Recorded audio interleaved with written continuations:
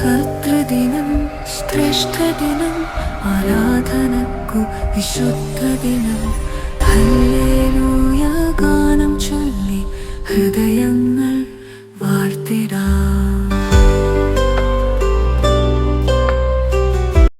ദൈവ തിരുനാമത്തിന് മഹത്വം ഉണ്ടായിരിക്കട്ടെ. വീണ്ടും ഒരു ഞായറാഴ്ചയിലേക്ക് നാം പ്രവേശിക്കുകയാവുന്നല്ലോ.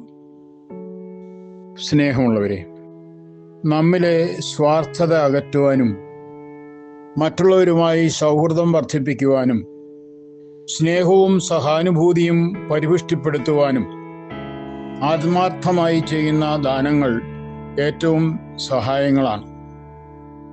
കൊടുക്കുന്നതിൽ നിന്ന് ലഭിക്കുന്ന ആനന്ദം അനിർവചനീയമാണ്. എന്നാൽ എന്ത് കിട്ടും എന്നതാണ് മിക്കവരുടെയും ചോദ്യം. നിസ്സംഗരെന്നും അനാസക്തരെന്നും അവകാശപ്പെടുന്നവർ പോലും തങ്ങൾക്ക് എന്ത് ലഭിക്കുമെന്ന് അന്വേഷിക്കും. എന്നാൽ കൊടുക്കുന്നതിൽ സന്തോഷവും സംതൃപ്തിയും കണ്ടെത്തുന്നവരും ഇല്ലാതില്ല. അവരുടെ സംഖ്യ ചുരുക്കമായിരിക്കും എന്ന് മാത്രം. സ്വന്തം ശക്തിയും കഴിവുകളും മാത്രമല്ല, സ്വജീവൻ പോലും മറ്റുള്ളവർക്ക് അർപ്പിക്കുവാൻ സന്നദ്ധനായ യേശു തമ്പുരാൻ പ്രസ്താവിച്ചു, വാങ്ങുന്നതിനേക്കാൾ കൊടുക്കുന്നത് ഉത്തമം. പ്രതിഫലേച്ഛ കൂടാതെയുള്ള ദാനത്തെക്കുറിച്ചും കർമ്മത്തെക്കുറിച്ചും ശ്രീകൃഷ്ണനും ശ്രീബുദ്ധനും ധർമ്മോപദേശം നൽകിയിട്ടുമുണ്ട്. കൊടുക്കുന്നതിനെക്കുറിച്ച് ചിന്തിക്കുമ്പോൾ നാം എന്ത് കൊടുക്കുന്നു എന്നതിനേക്കാൾ പ്രധാനം നാം എന്തിനായി എങ്ങനെ കൊടുക്കുന്നു എന്നതാണ്. സംഭാവനകളും ദാനങ്ങളും കൊടുക്കുന്നവരിൽ വ്യത്യസ്ത ഭാവങ്ങളും ലക്ഷ്യങ്ങളും നമുക്ക് കാണുവാൻ കഴിയും. എന്താണ് ആവശ്യം, എത്രയാണ് വേണ്ടത് എന്നൊന്നും ചോദിച്ച് സമയം കളയാതെ എന്തെങ്കിലും പെട്ടെന്ന് കൊടുത്ത് അപേക്ഷകരെ പറഞ്ഞയക്കുന്നവരെയും കാണാം. എത്ര തന്നെ ഒഴിഞ്ഞു മാറാൻ ശ്രമിച്ചാലും വിട്ടുമാറാതെ എന്തെങ്കിലും വാങ്ങിച്ച് അടങ്ങൂ എന്ന ശാഠ്യത്തോടെ സമീപിക്കുന്നവരെയും നിവൃത്തിയില്ലാത്തതുകൊണ്ടും അവരുടെ ശല്യം നീക്കുവാനുമായി വല്ലതും ഇട്ടെറിഞ്ഞു കൊടുക്കുന്നവരും ഉണ്ടാവാം. സഭയോടും സമൂഹത്തോടും അല്ലെങ്കിൽ സംഘടനകളോടും തങ്ങൾക്കുള്ള അമർഷവും രോഷവും പ്രകടിപ്പിക്കാനുള്ള അവസരമാക്കി മാറ്റി സഹായാർത്ഥികളെ വാക്കുകൊണ്ട് വധിക്കുന്ന മാന്യന്മാരെയും കാണാം. അതിനുശേഷം ചിലപ്പോൾ എന്തെങ്കിലും നീട്ടിക്കൊടുത്തു എന്നും വന്നേക്കാം.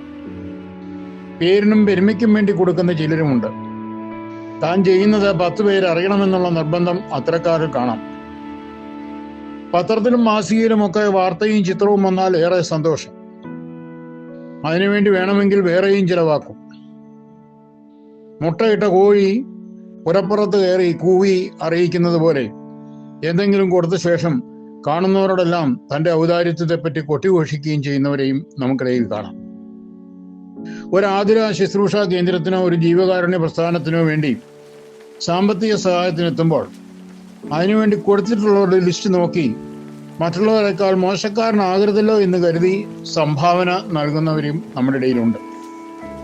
എന്നാൽ മേൽപ്പറഞ്ഞ ഗണത്തിൽപ്പെടാത്ത ചുരുക്കം പേരുണ്ട്. അവർ കൊടുക്കുന്നത് തികഞ്ഞ സന്തോഷത്തോടെയാണ്. അങ്ങനെ ചെയ്യുവാൻ ഒരു കർത്തവ്യ ബോധം അവരെ ഭരിക്കുന്നതായി തോന്നും. തുറന്ന മനസ്സോടും നിറഞ്ഞ സന്തോഷത്തോടും അവർ നൽകുന്നു. പ്രസന്ന ഭാവത്തോടെയുള്ള അവരുടെ സംഭാഷണം തന്നെ ആർക്കും സംതൃപ്തി നൽകുന്നതാണ്. അവർ പണമോ സാധനമോ മാത്രമല്ല കൊടുക്കുന്നത്, മറ്റുള്ളവരുടെ ആവശ്യങ്ങളുമായി താതാത്മ്യപ്പെട്ടുകൊണ്ട് അവർ അല്പസമയത്തേക്ക് തങ്ങളെ തന്നെ മറ്റുള്ളവരുടെ ദുഃഖഭാരം ലഘൂകരിക്കുന്നതിന് അർപ്പിക്കുകയാണ്. സ്നേഹവും ആർദ്രതയുമാണല്ലോ ഉചിതമായ സഹായം ചെയ്യുവാൻ നമ്മെ പ്രേരിപ്പിക്കേണ്ടത്. അന്യൻ ബുദ്ധിമുട്ടുന്നത് കാണുമ്പോൾ അവിടെ നിഷ്ക്രിയനായി നിൽക്കുവാൻ നമ്മുടെ മനസാക്ഷി അനുവദിക്കുക.